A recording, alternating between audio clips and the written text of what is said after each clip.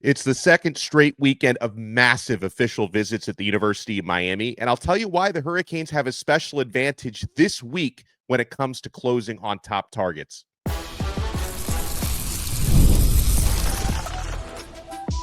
You are Locked On Canes, your daily podcast on the Miami Hurricanes, part of the Locked On Podcast Network, your team every day.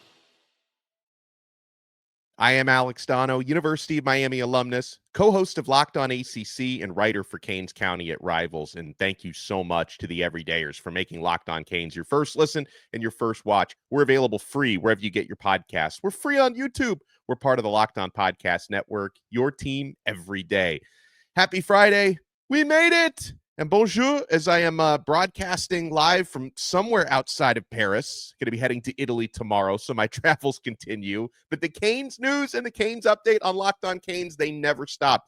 On this episode, we'll talk about a certain media pundit who, unlike a lot of the others, really believes in Carson Beck and says Miami's quarterback is going to return his draft stock to the first round by next year. Are there some clues out there on top wide receiver target, five-star standout Tristan Keys that might be pushing him closer to the University of Miami? He is committed to LSU. We'll see if it stays that way. But let's talk about this massive second week of official visits at the U. Of course, Miami had 17 prospects on campus last week, including multiple five-stars. Now, we haven't had any verbal commits come out of that first weekend of visits yet, which is not that surprising. I think Miami is going to end up landing some of the players who visited last week, but we knew for most of them that was only the first part of their process. They were still going to take other visits, including guys like Derek Cooper and Tristan Keys, who we really like. We're still going to go through that process at least throughout the rest of the month of June. So not too shocking we hadn't gotten any verbals out of last weekend yet, but Miami keeps chopping wood and chipping away on those. Now, as far as this weekend goes, why do I say Miami has a special advantage for this round of OVs? Very simple. I love the mix this weekend of 6 Miami verbal commits, guys who have already chosen the U and are already locked in, along with 11 uncommitted players. So same number of total visitors as last week. But you're going to have a handful of guys, including your quarterback of the future and your five-star offensive tackle of the future, who are going to be here already believing in Miami, preaching that gospel to the rest of those visits. So this can only help the Canes close on these uncommitted guys when you've got a half dozen who have already pledged to Miami who are on this visit. So let's talk about this weekend. The current Miami commits who are visiting. Quarterback Dereon Coleman, which is key. And you love the fact that even though Dereon has kind of flown under the radar a little bit in recruiting circles, this young man continues to perform so well at every camp he competes in. He always comes out of it being the top quarterback or the MVP period of these camps and is catching the eye of other recruits. Tristan Keys, for example, was singing the praises recently of Dereon Coleman and saying, hey, this is a guy who I know can sling it and is doing really well. So Dereon Coleman, your quarterback, your ambassador for the class, is going to be on campus this week with his official visit. And this dude, by the way, has been committed to Miami for well over a year, and he's been completely locked in. So having Dereon Coleman on campus can only help you. Having the top recruit in your class visiting, offensive tackle Jackson Cantwell, 5-star, top player in America, having him visit this weekend can only help you. Cantwell, by the way, was recently named earlier this week Max Prep's Athlete of the Year. Remember, not only is Jackson Cantwell a stud on the football field at Nixa High School in Missouri, he's also setting state records and probably national records throwing the shot put as well. I think Jackson Cantwell, his multiple of his farthest shot put throws are better than any records ever set at the University of Miami. So he would be the best to ever do it at Miami without actually having competed at the college level in the shot put yet. Jackson Cantwell, why I specifically think having Cantwell on campus is big, folks.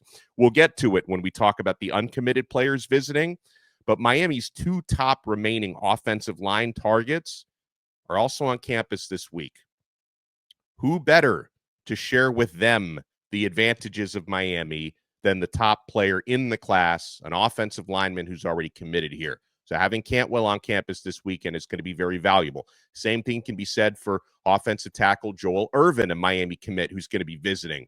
Miami committed linebacker Jordan Campbell will be visiting. And boy, do we need to hit the refresh button with Jordan Campbell. I think Miami is going to end up keeping him in this class of 2026, but I know Campbell has brought up a lot of conversations among Miami fans over the last few days because he visited Florida State last week, and of course, they would love to flip him out of Miami's class. And he said this after his FSU visit. Me being committed to Miami, I know we're supposed to hate each other, but I love Florida State, and I ain't scared to say it. So, I mean, now, I didn't take any issue with the quote. It's a young man going through his recruiting process. He's not officially a Miami Hurricane yet.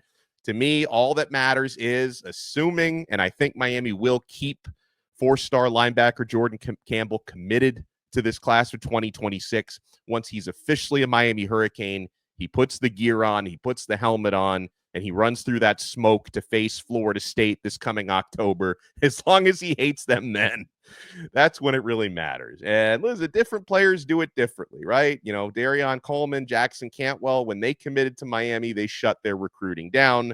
Other players, Jordan Campbell and players, so Tristan Keys, who Miami's trying to flip, not everybody shuts down their recruitment after they commit somewhere.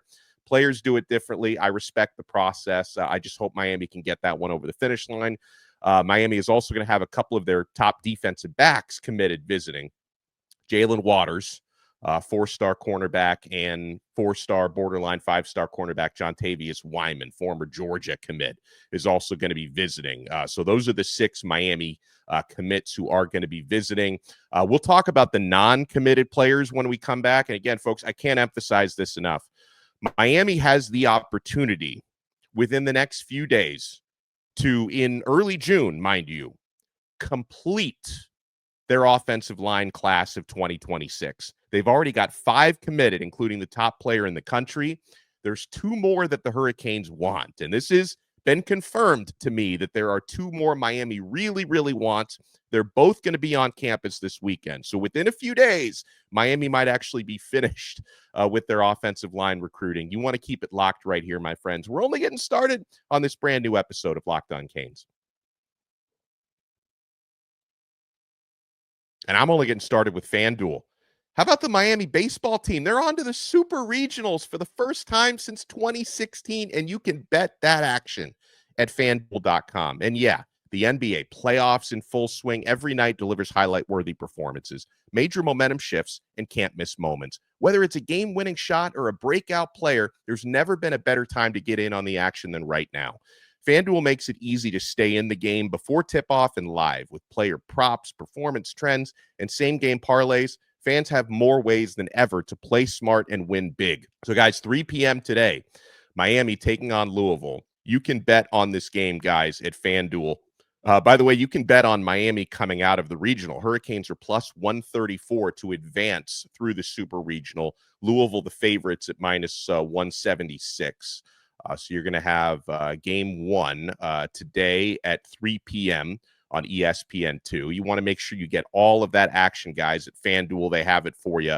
The live betting, by the way, is a game changer with player props, performance trends. Guys, I love all this stuff. If you're new to FanDuel, it's the perfect time to sign up. Head to FanDuel.com and place your first $5 bet. If it wins, you'll get $200 in bonus bets. Make every moment more with FanDuel, official sports betting partner of the NBA.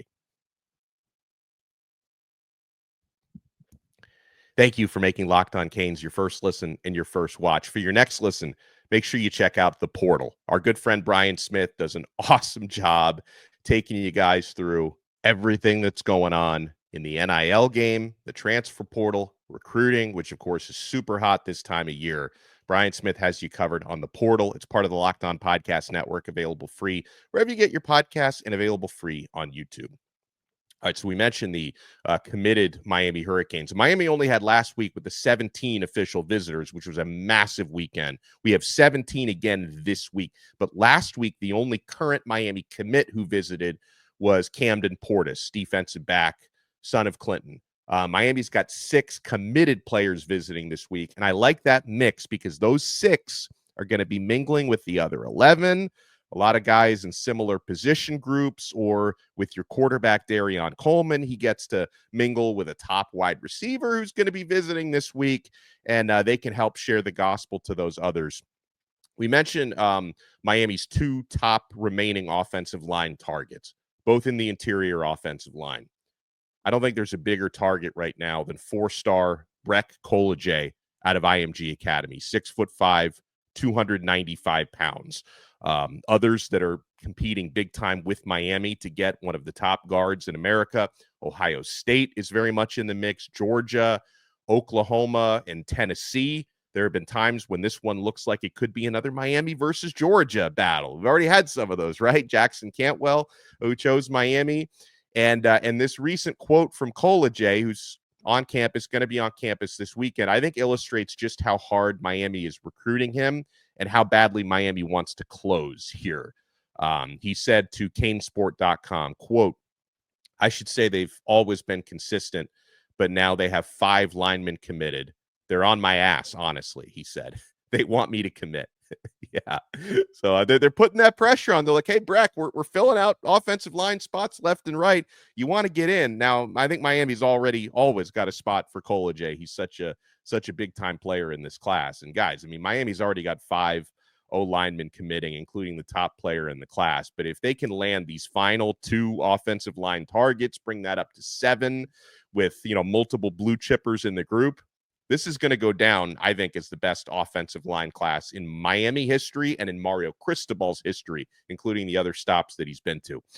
So in addition to Kola, the other top target remaining on the offensive line is 3-star/4-star, depending on where you look, interior offensive lineman Cannon Pickett out of Tampa Bay Tech, 6'4", 320 pounds. Florida and Clemson are his other 3 finalists. Now, I feel very good about where Miami stands with Pickett. I know at times his recruitment has felt like a bit of a roller coaster. Clemson has had a lot of momentum at times. There was even a crystal ball or 2 dropped in Clemson's favor going back a few months in the spring. Florida has always been very much in this recruitment, but I think maybe the difference for Cannon, a couple of differences. First of all, one of the reasons why Miami and Mario Cristobal do so well recruiting offensive linemen is, that's never going to be neglected at this program. Miami has arguably the most offensive line-centric program in the country. Not only do you have one of the better O-line coaches in America in Alex Mirabal, but your head coach is also one of the best offensive line coaches of a generation in Mario Cristobal, who really works a lot with that group. So that's number one. And then, of course, for Cannon Pickett, close-ish to home, being in the Tampa area, and then the family ties. His father, Booker Pickett Sr., played at Miami. His brother, Booker Jr., currently plays at Miami, so he can spend a couple of years, with his brother on campus.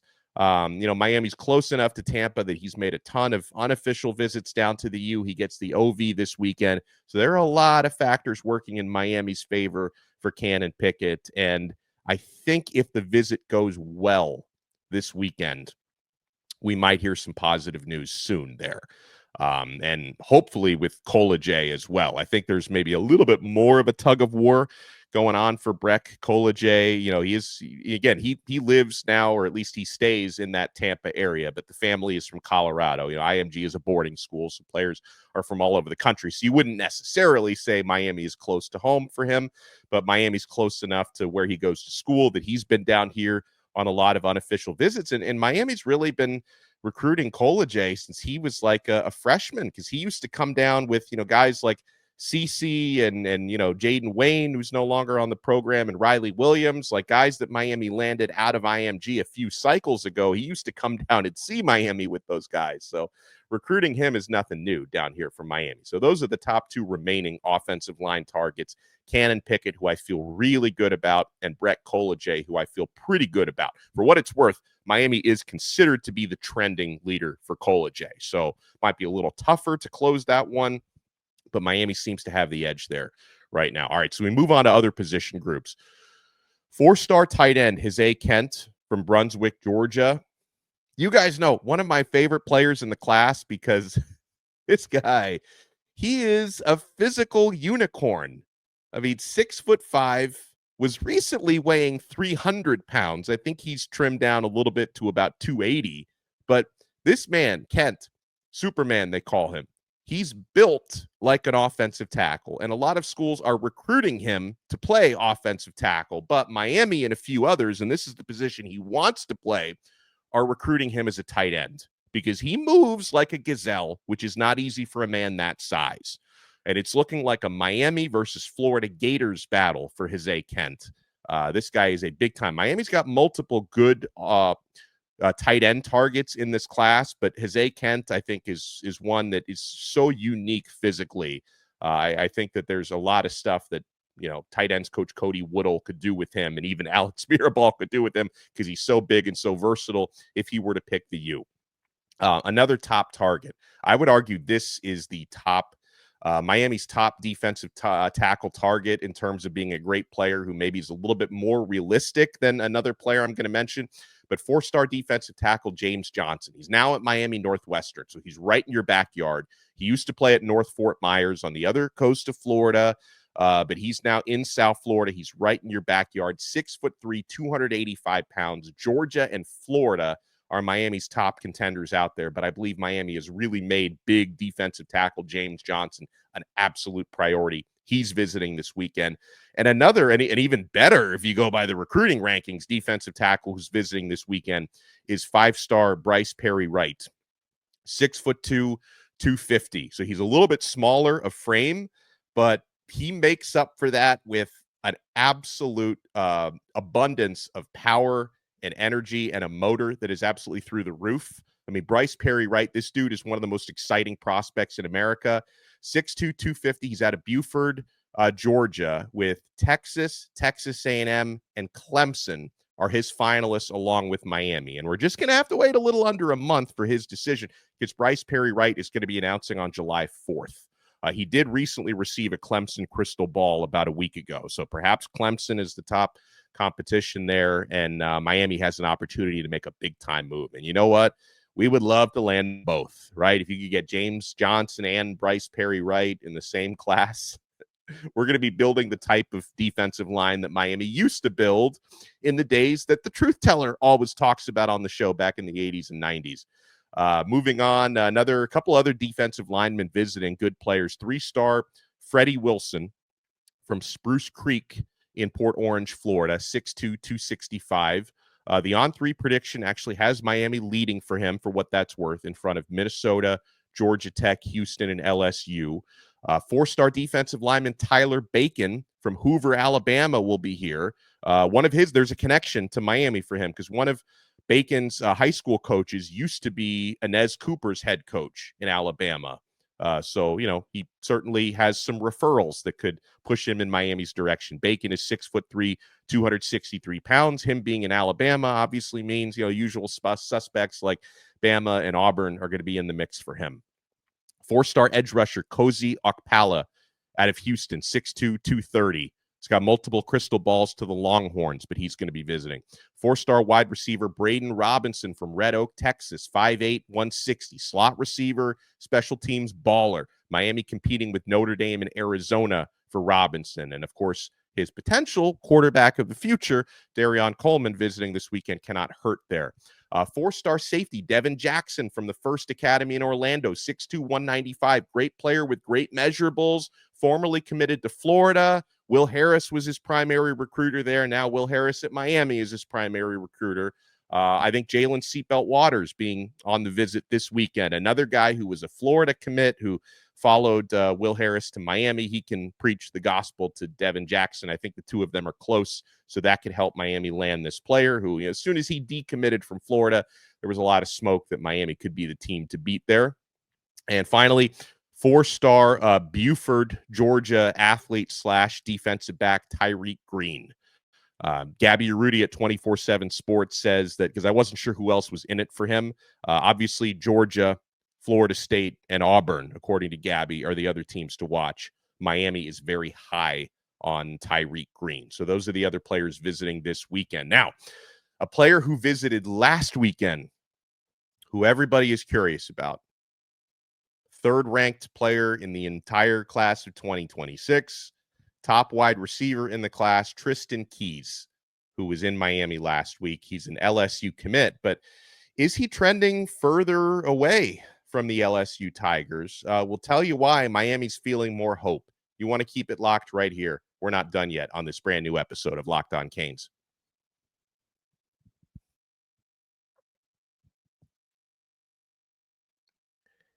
Thank you to the everydayers for making Locked On Canes your first listen and your first watch. And if you want to take your everydayer experience to the next level, sign up to become a Locked On Canes insider.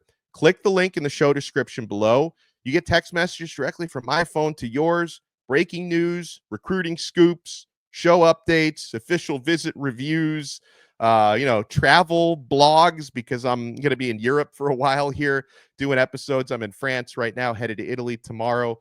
Try it free for 14 days. Click the link in the show description below. Become a Locked On Canes insider. Then if you like it, after 14 days, you can opt in for $4.99 a month. Give you a lot of added value on there on the Locked On Canes insiders chat. All right, so here's something to monitor with top receiver Tristan Keys, who had a good official visit to Miami last week. Because, folks, there's so much more that goes into college football now. NIL, packages, different things behind the scenes with recruiting. And Keys just signed a big NIL deal with Adidas. Now, this was signed, of course, independently from any school. He's now an Adidas athlete, but it seems like a big deal that he just signed. And, when it comes to really maximizing the NIL potential that comes from this, you would think Keys becoming an Adidas athlete would benefit him to play for an Adidas school, right? That Adidas can collaborate with, an Adidas school to really maximize his NIL earnings in a way that if he goes to a Nike school or, Under Armour, Jordan, whatever, you're not able to maximize your deal the same way. So this is huge for Miami being an Adidas school. More opportunities for NIL in Coral Gables than in Baton Rouge, which is a big-time Nike school. Now, for Tristan Keys, for his finalists, the only other Adidas school among those is Texas A&M. So this seems like a momentum boost for Texas A&M and Miami that Keys has just signed a big Adidas deal. Now, signing an Adidas deal doesn't mean he's not allowed to play for a school that isn't Adidas. It just gives him an opportunity, if he does choose an Adidas school, to maximize those opportunities and make extra NIL money because of that. In fact, it's already looking a little awkward with LSU. It was pointed out to me yesterday that Keys has removed all LSU tags from his Instagram. He's verbally committed there, and he had a lot of LSU tags on his Instagram, has removed all of them. Now, some people are saying, hey, that means he's about to decommit from there. Maybe. Others have pointed out, well, LSU's a Nike school. So either way, seems like it would make it a little awkward and cumbersome, for him to be a big-time Adidas athlete playing for a non-Adidas school. So take it for what you will. I think the bigger factor is, from a Miami point of view, the Hurricanes continue to build that relationship with Keys. He's been down to Miami 3 times since, the turn of the calendar year into 2025, 2 unofficial visits coming from Hattiesburg, Mississippi. So it's not like he lives down the street. 2 unofficial visits, the official visit last weekend. Miami keeps chipping away. He seems to believe in Dereon Coleman the more he watches him. He seems to have a really good relationship with Kevin Beard, Miami's receivers coach. So the Hurricanes continue to trend, a little upward in that Tristan Keys conversation. How about this? J.D. Pickett, he does a good job. I think his show is called The Hard Count on 3 Sports, a national college football show. He's very high on Miami signal caller Carson Beck. Now, you notice a lot of the national pundits take every opportunity to take cheap shots at Beck. Well, wasn't very good last year. No, he got his Lamborghini stolen. Girlfriend broke his heart. What's he going to do at Miami? Terrible supporting cast down there. He couldn't do it at Georgia. What's he going to do? I mean, couldn't do it at Georgia. The guy went 24-3 at Georgia. 24-3. the past couple of years, and people act as though he completely fell off. Now, the thing Carson Beck did last year that we don't like was he led the SEC with 12 interceptions. So that needs to be cleaned up. The same way Cam Ward had seemingly, at least statistically, a fumbling issue at Washington State, cleaned it up at Miami. We need Beck to clean up last year's interceptions at Miami this year. But even though a lot of folks take pot shots at Beck, who, in his down year last year threw for nearly 3,500 yards, a year ago at this time was the Heisman Trophy front runner coming off a 4,000-yard season. Miami, we'll see if Miami can help him and if he can help himself return to his first-round draft stock. But J.D. Pickell from On3 Sports thinks so. He says Carson Beck is going to play his way back into being a first-round pick. When Cam Ward transferred to Miami, he said, think about the things being said about him as it pertained to how he'd fit at Miami. A lot of the discussion was, hey, we want to just see him do it against better competition. Well, we're not saying that with Carson Beck. We're saying we want to see better decisions. He continues, when we were sitting here a year ago talking about Beck, projected number one pick, projected Heisman Trophy guy, and this year he's going to the league, that all came crashing down when Georgia wasn't able to run the football, led America in drops, all that. Pickell says some of the struggles last year you can put on Beck, but that a lot also came from around him that wasn't his fault. Pickell also says he likes the system that Shannon Dawson runs as a quarterback-friendly one for Beck. Quote, they're going to let him strut his stuff, push the ball downfield, Pickell said. Last year, they were top 10 in the country when it came to yards per pass. A lot of that was Cam Ward. Shannon Dawson allows his quarterback to cook as much as they want. Oh, man. And if Beck does work himself into being a first-round pick, Pickell says that means Miami will have a second chance at fixing its defense after that side of the ball cost UM the playoffs a year ago. Quote, last year, the offense was good enough to win a national championship, and it was considered it was squandered by a no-good defense. This is a chance now where if your defense is good enough and Carson Beck plays like a first-rounder, what are they competing for? Are they competing for the ACC in the playoffs? A better defense a year ago, you say, yes, absolutely. So I'm not asking Carson Beck to beat Cam Ward, but if he plays to his potential, is able to make better decisions and able to take advantage of the Shannon Dawson system, they're going to be in a spot to really make some noise there. Carson Beck, all by the dip here, he said, I'll be in the first round discussion. So I appreciate that from Pickell because he's been saying a lot of things that I've been saying for months, and a lot of you have been saying for months, those who support Miami, about Beck's potential. And the other thing I'll add in is you're going up primarily against ACC defenses this year. Now, guys, I think the ACC gets disrespected in a lot of ways, but I'm not going to sit here and tell you that the defenses in the ACC are as good as the ones Georgia will face in the Southeastern Conference on a regular basis. And by the way, Georgia last year had an especially difficult schedule. I think they were right up there among the one or two hardest schedules in the entire country. They went up against 7 top 30 defenses out of the 12 teams that they faced last year in the regular season. So Beck is not going to have a gauntlet like that. Beck is not going to have, an offensive line that is failing to produce yardage and holes for the running backs. That should not be a problem in Miami. I hope Beck doesn't have receivers leading the nation in drops this year like he did last year.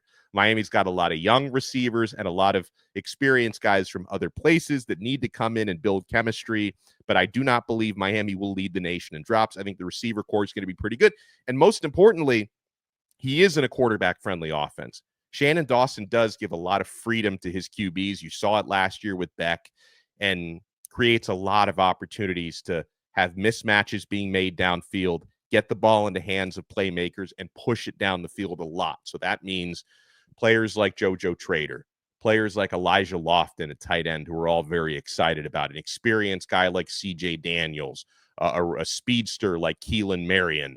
These guys are going to have opportunities. A guy like Josh Moore, who even as a true freshman is a big-time player, can make a lot of contested catches. We're going to see, hopefully, players like this really step up and become weapons for Carson downfield. But honestly, the motivation of bouncing back from last year. Pickett also talked about how, hey, he downplayed the whole breakup thing as we've done here. Like that happened like what, 7-8 months before the season starts. His heart will go on, like Celine Dion said. I think he's going to be over that by the time the season starts. And maybe single Beck will be even more motivated out there this coming season on the field. So I'm not worried about the heartbreak. He's going to be over that by August 31st. But he's got the motivation, the chip on the shoulder to bounce back from last year. Goes up against ACC defenses. I think Beck is going to be fine this year. And anyone who is like, oh, maybe Miami spent too much for this guy, I don't think that's even going to be an issue that runs through your mind by the time he takes the field. All right, my friends, it's good to be back. I know I hadn't produced an episode in a week, which felt like a month because I have been traveling on vacation overseas with the family. I'm going to be overseas for a while, but I'm basically going to go into work mode because when I'm in Italy, I've got, that's where family of mine lives. I'm going to, have a place to stay, an extra room to record shows from. So I will be coming on regularly, including being back on Locked On ACC next week. So the episodes will go on. Whenever I eat something really good, I'll share that with you guys as well. Make sure you smash that like button, hit the thumbs up, subscribe to Locked On Canes on Apple Podcasts, Spotify, on YouTube, wherever you get your pods. And we'll talk to you again tomorrow on another episode of Locked On Canes. We are part of the awesome Locked On Podcast Network. Your team every day.